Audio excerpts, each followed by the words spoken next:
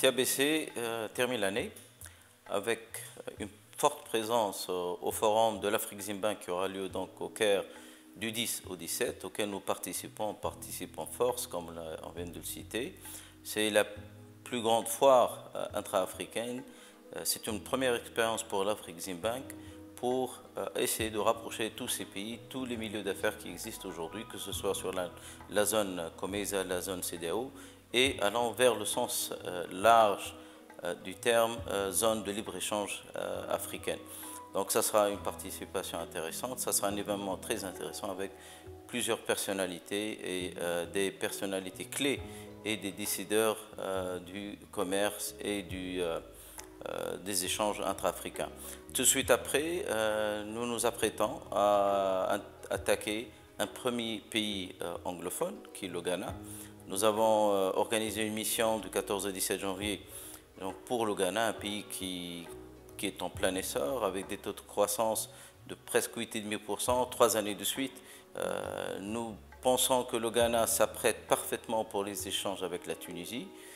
Les secteurs clés qui ont donné de la croissance à ce pays sont clairs: les infrastructures, les IT, donc tout ce qui est autour des startups, de l'intelligence artificielle, les réseaux intelligents, etc. La Tunisie a énormément d'expérience dans ces domaines scientifiques. Tout ce qui est agroalimentaire et la grande distribution. Le secteur de la santé, aujourd'hui, le Ghana se positionne comme un des pays clés de la zone dans la fabrication et la production des médicaments. Les Tunisiens ont une très grande expérience en la matière, dans tout ce qui est produits génériques. L'évacuation sanitaire, les échanges aussi scientifiques autour de la santé, e-santé, et c'est pour ça peut-être qu'on a choisi le Ghana. J'incite donc les hommes d'affaires et les femmes d'affaires qui sont actifs dans ces domaines à nous rejoindre pour cette mission. D'ailleurs, nous allons clôturer les inscriptions au plus tard le 15 décembre pour permettre justement à nos homologues et nos confrères au Ghana de mieux préparer la mission, surtout les rencontres B2B. Tout de suite après, bien évidemment, l'événement de l'année, la deuxième édition de FITA, qui sera FITA 2019. Avec le succès que nous avons eu pour FITA 2018, il était nécessaire de bien et mieux préparer la deuxième édition FITA 2019, qui cette année va avoir la participation de plusieurs hommes de la finance en Afrique, les décideurs des domaines de finance et du financement, surtout de l'investissement et des échanges intra-africains, les bailleurs de fonds, les fonds d'investissement, les fonds de garantie aussi.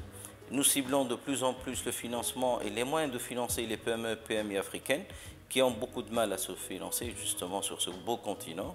Nous ne voulons pas que cette croissance tout un continent se transforme juste une classe de consommateurs, mais au contraire, on veut financer notre propre croissance, nos échanges intra-africains, pour qu'une bonne partie de la valeur ajoutée et de retombées de cette croissance reste dans ce continent, en créant des emplois, de l'espoir pour la jeunesse, et puis faire de ces petites et moyennes entreprises les futurs champions de demain qui constitueront le socle économique du continent africain. Et pour cela, nous avons invité près de 127 personnalités dans le domaine de finance de 27 pays africains qui vont participer, qui ont confirmé. Nous avons déjà la confirmation du président de l'Afrique Zimbank, Dr Orama. Nous avons des CEO de plusieurs fonds d'investissement, le président du fonds de garantie, des PME, PMI africaines, des hauts cadres de la BAD, du FMI, quelques aussi fonds de garantie qui sont destinés à financer justement les investissements en Afrique.